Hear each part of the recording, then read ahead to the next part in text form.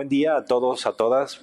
Estamos aquí entonces para la tercera sesión de este bloque y este bloque en particular lo vamos a dedicar a una de las modas administrativas más importantes de todos los tiempos, que es conocida como la nueva gestión pública. La nueva gestión pública, como ustedes pueden observar, trata de diferenciarse ahora de lo que en alguna de las sesiones aquí discutimos, que era la gestión pública. ¿Por qué la nueva gestión pública? Bueno, pues la nueva gestión pública lo que quiere establecerse como una enorme diferencia es que en realidad ahora sí tenemos las herramientas para la verdadera reforma administrativa, no solamente a escala de un solo país, sino a escala mundial. La nueva gestión pública es un paradigma impresionante, tiene pretensiones universales, es decir, establece que sus paradigmas, su lógica, sus ideas pueden aplicarse de manera precisa en todos los países del mundo, no importando pues todas las diferencias que nos podemos imaginar de desarrollo, de tecnología, de idioma, de cultura administrativa. ¿Por qué la nueva gestión pública es tan poderosa? Algunos dicen que de alguna manera se debe a los millones de dólares que organismos como el Banco Mundial, el Fondo Monetario Internacional e incluso el Programa de Naciones Unidas para el Desarrollo han utilizado para fortalecer la idea de la nueva gestión pública. Algunos otros dicen que es muy poderoso porque está sustentado en un paradigma económico muy sofisticado. Puede ser. En realidad no deja de ser una moda administrativa en el mejor sentido de la palabra, y la idea sería que aquí discutamos algunos de los principios de este paradigma de la nueva gestión pública, de su presente y probablemente de su futuro. La nueva gestión pública parte de una frase que a mí me parece contundente. Las democracias están construidas institucionalmente para ser ineficientes. Así como lo dije, es decir, pareciera que es un error el fraseo que acabo de hacer, pero para la nueva gestión pública es muy claro. Hemos construido bajo la lógica de regímenes democráticos un sistema administrativo que es ineficiente. Muchos han discutido, muchos hemos pensado, por ejemplo, que la burocracia es la culpable de la ineficiencia de los gobiernos. La noticia que la nueva gestión pública nos trae es impresionante. La burocracia es ineficiente no porque tenga una lógica estructural como tal, como burocracia para ser ineficiente, sino se debe a los propios pesos y contrapesos y controles de una democracia que hemos construido burocracias ineficientes. La explicación iría más o menos en este sentido. Las organizaciones gubernamentales y las burocracias se encargan de resolver problemas públicos muy complejos, problemas sobre los cuales muchas veces el mercado no puede entrar porque hay barreras de entrada, porque hay barreras de salida, porque es poco económicamente viable, digamos, una solución privada, y entonces los gobiernos entran en acción. Para entrar en acción, las democracias, dice este argumento, les hemos dado un poder muy grande, a veces de monopolio, a veces de monopsonio, o a veces simplemente los hemos protegido a estas organizaciones de las fuerzas del mercado. ¿Qué sucede cuando una organización, una empresa, no tiene, dice la nueva gestión pública, no tiene estos controles del mercado? ¿Quién pone el precio? ¿Quién dice que es ser eficiente? ¿Quién dice que está entregando un producto de calidad? Pues nadie. Como el mercado no puede actuar, entonces es la propia burocracia la que establece sus parámetros de buena actuación, de correcta o eficiente actuación.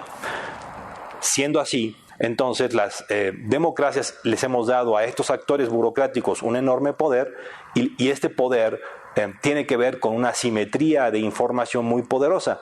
Los burócratas saben mejor que nadie cómo medir sus resultados, cómo medir su desempeño, y las sociedades y los políticos, incluidos los políticos electos, por ejemplo los diputados, los senadores o el propio presidente o cabeza del ejecutivo, tiene poca capacidad en realidad para controlar de manera cierta lo que las burocracias realizan.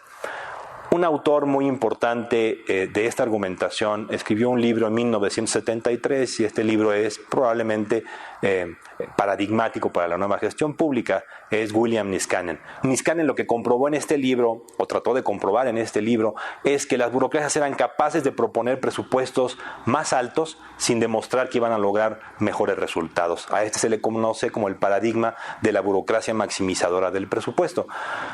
Este libro de 1973 es el verdadero inicio de la nueva gestión pública. Algunos ubican a la nueva gestión pública, dependiendo del libro que ustedes escojan, que nace a finales de los 80s o principios de los 90. Por ejemplo, con el libro de Osborne y Gabler de Reinventando el Gobierno o el libro de Barzilai de atravesando la burocracia, como se le tradujo en el español. En realidad, el texto de Niskanen de 1973 puede ser considerado más lógicamente como el inicio de la nueva gestión pública, bajo la argumentación de que si en realidad queremos crear gobiernos eficaces y eficientes, no es una cuestión de técnicas administrativas, sino una cuestión de diseño institucional. Si no transformamos el diseño institucional de las democracias seguirán construyendo mecanismos ineficientes de acción del gobierno. ¿Cómo le hacemos ahora entonces, dice la nueva gestión pública, para realizar este cambio institucional, que es la única manera de transformar a la burocracia de un actor estructuralmente ineficiente a un actor estructuralmente eficiente? Bueno, la solución es complicada, es difícil, digamos. No se puede hacerlo. Si se quiere mantener los principios democráticos, uno tiene que aceptar que los pesos y contrapesos siguen siendo fundamentales. No podemos quitarle a la Cámara de Diputados, por ejemplo, el poder de definir los presupuestos bajo la idea de que estos se hicieran de manera técnica, o no podemos decir que el Ejecutivo no deba de tener capacidad de influencia sobre la burocracia. Entonces, digamos, cualquier solución tendría que ser una solución que no afectara el dogma democrático, por llamarle de alguna manera. La solución que la nueva gestión pública propone es muy interesante. Manteniendo la lógica de que una organización gubernamental y su burocracia debe de rendir cuentas, la clave está en cómo romper la simetría de información a favor de la burocracia. Lo que propone la nueva gestión pública para hacerlo es crear algún mecanismo inteligente que haga que las burocracias de manera racional volteen al verdadero sujeto de su acción, que serían los ciudadanos y no el Congreso o los políticos electos. ¿Cómo lograr que las burocracias volteen a sus verdaderos sujetos, es decir, a los ciudadanos y no a los políticos electos? Esta es la pregunta que se hace a la nueva gestión pública. La respuesta es interesante. Lo que se establece es, bueno, las burocracias tienen un poder muy grande porque solamente ellas tienen la información suficiente para comprender las complejidades de los procesos que se requieren para lograr resultados de la acción pública. Entonces, en la medida en que las burocracias sigan manejando el monopolio de la información de los procesos, será muy difícil para un político, para un ciudadano o ciudadana poder evaluar a sus burocracias. ¿Qué tal, se pregunta la nueva gestión pública, si toda la acción gubernamental estuviera dirigida no por procesos, sino por resultados? Es decir, que la burocracia rindiera cuentas por resultados explícitos, claros, contundentes. Entonces, el argumento sería que la burocracia ya no se puede esconder en los procesos, ya no podrá engañar, entre comillas, a los políticos, a los ciudadanos, con largas peroratas respecto de cómo se logran, a través de qué procesos se logran las acciones y los resultados gubernamentales, sino lo único que le puede interesar al ciudadano es que le prometa resultados específicos, medibles, contundentes y transparentes. De esta manera, la nueva gestión pública propone que se estaría rompiendo la simetría de información que la burocracia goza, y de esta manera, a su vez, estaría haciéndose que la acción gubernamental se dirigiera por resultados y que la rendición de cuentas también fuera por resultados. Este es el corazón del argumento de la nueva gestión pública. Si los presupuestos fueran por resultados, entonces los políticos y las burocracias no podrían esconderse, tendrían que comprometerse a lograr resultados específicos en tiempos determinados. Entonces la simetría se rompería y además, de manera racional, las burocracias comprenderían que lo importante no es satisfacer el ego de los políticos, que son los que le dan el dinero a final de cuentas, el presupuesto, sino que en realidad ese dinero viene de los impuestos de los ciudadanos, y empoderar a los ciudadanos a través de la evaluación de los resultados contundentes y precisos haría una transformación radical en el marco institucional de las democracias contemporáneas. Esta esperanza de la nueva gestión pública ha dado la vuelta al mundo y ha sido aplicada de diferentes maneras, con diferentes instrumentos, en países tan distintos como Estados Unidos, Canadá, Nueva Zelanda, pero también como México, Brasil, Nepal, entre muchos otros.